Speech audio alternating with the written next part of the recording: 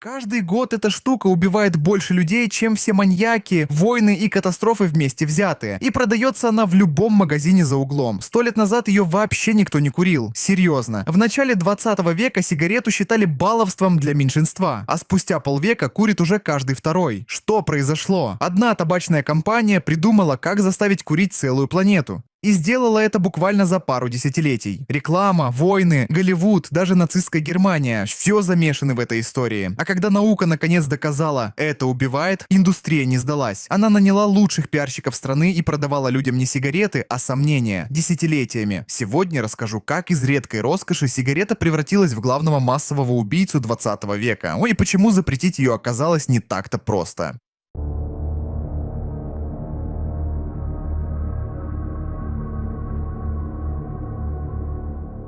Смотри, тут вообще занятная история начинается с медицинской загадки. Первая половина 20 века, и врачи вдруг видят, количество смертей от рака легких начинает расти как снежный ком. В США в 1933 году это примерно 2500 случаев. Проходит 7 лет и уже 7500, а к середине 50-х цифра вообще подскакивает почти до 29 тысяч. И самое неприятное, от доктора долго вообще не понимают, откуда это взялось. А виновник, между прочим, все это время спокойно продается в любом киоске за углом. Чтобы разобраться, что вообще произошло, придется отмотать назад аж в 19 век. Тогда курение — это, в общем-то, роскошь для богатых. Табачный лист резали и сушили полностью вручную, сырье стоило дорого, и достать его было не так-то просто. В Европе на человека уходило где-то полкило табака в год, в Америке чуть побольше, но там его чаще нюхали или жевали, чем реально курили. А сигареты как таковые в начале века — это вообще редкость. Все курят трубки или дорогие сигары, скрученные вручную. И вот тут ситуация меняется буквально стремительно. За полвека доля курящих сигареты взлетает с каких-то 8% до 57%. Что произошло? В 1870 году американский инженер Джеймс Бонсак изобретает сигаретную машину. И это меняет все. Теперь табак можно сушить не на солнце, а в специальных печах. Причем в дело идет не только качественное сырье, но и всякие отходы.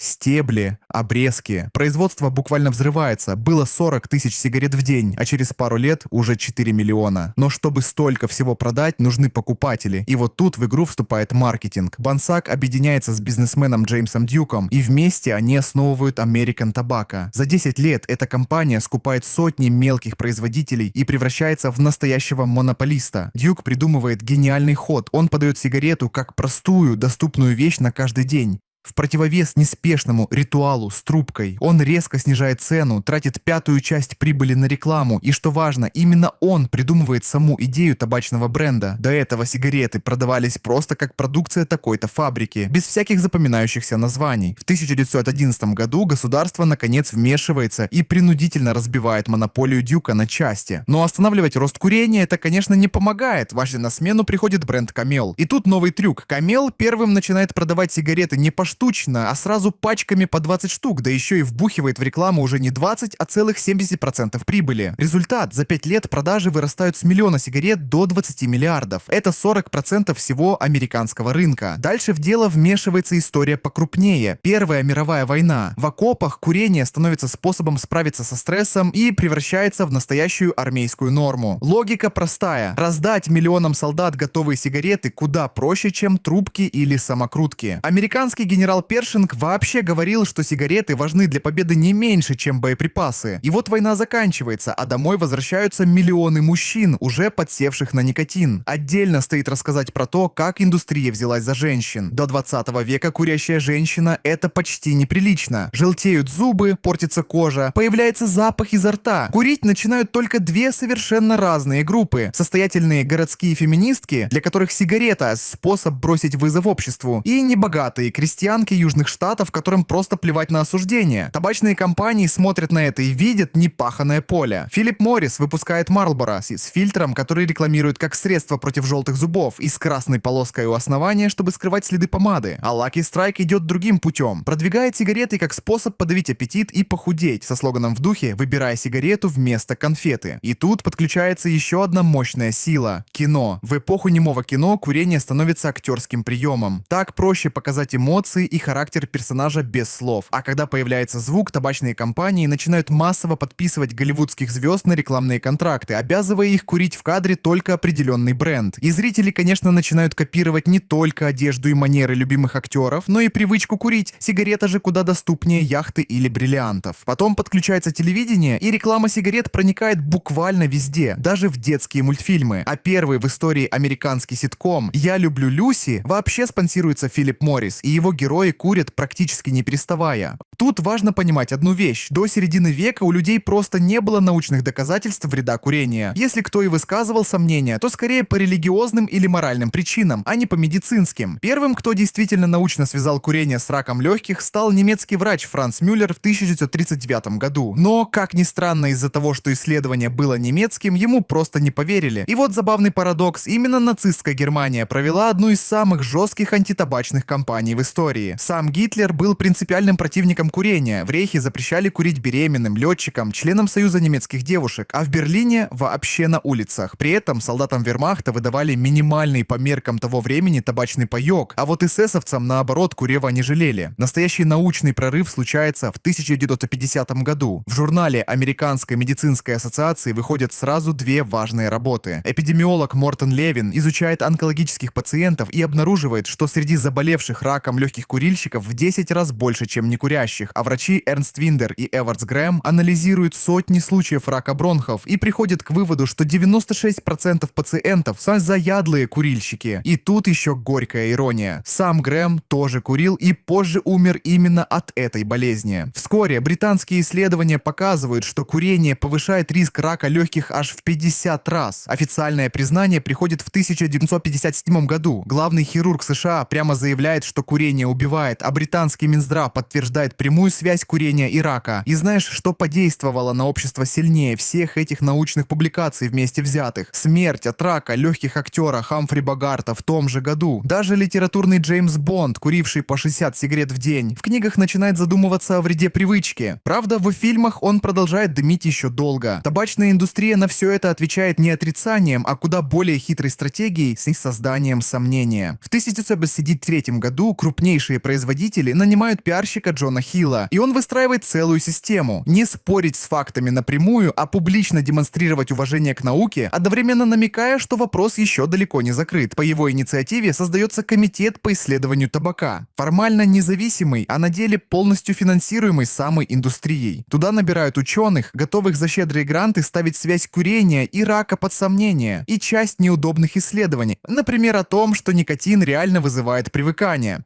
Просто заказывают и потом не публикуют. Дальше индустрия пускает в ход весь возможный арсенал. Лоббирование в Конгрессе, тем более, что табак был важной сельскохозяйственной культурой Южных Штатов. Риторика личной свободы и права выбора. В 80-е Филипп Моррис вообще выпускает биль о правах курильщика. После запрета телерекламы в 1971 году в ход идет спонсорство спорта как обходной маневр, плюс реклама в журналах. И даже знаменитая надпись «Курение может быть опасно для здоровья» на самом деле выгодна самим компаниям. Она помогает отбиваться от судебных исков. При этом реально ее мало кто замечает. Опрос 1981 года показывает, что предупреждение видят всего 3% покупателей. Отдельный поворот сюжета – сигареты с фильтром, которые с 60-х начинают продвигать как более безопасные. Именно тогда рождается тот самый ковбой Марлборо. Образ сильного, здорового мужчины на ферме должен убедить зрителя, что фильтр защищает от рака, хотя никаких реальных доказательств этому нет. А в 80-х ученые из Японии и Греции доказывают вред уже пассивного курения. И комитет табачной промышленности снова принимается публиковать статьи, которые эти выводы опровергают. Из сотни исследований на эту тему за десятилетия треть отрицает риск, и почти все они, что удивительно, связаны с табачным лобби. К 60-м потребление в США достигает своего пика – около 8 тысяч сигарет в год на одного курильщика. После запрета телерекламы в 70-х и постепенного системного давления тренд наконец начинает разворачиваться в обратную сторону. И, возможно, дело не только в законах. Для нового поколения курение постепенно перестает быть символом бунта и наоборот становится немодным. Сегодня в США курят около 10% населения. В России все меняется еще резче. В 2008 году страна была на первом месте в мире по числу курящих, около 60% взрослых мужчин. А после ужесточения антитабачных законов и роста акцизов в начале 2020-х доля курящих падает до 18,5%. А больше всего сейчас курят в Мьянме, Сербии и Болгарии. Там курит примерно 40% взрослого населения. И знаешь, если подводить итог всей этой истории, то дело тут вообще не в самом табаке.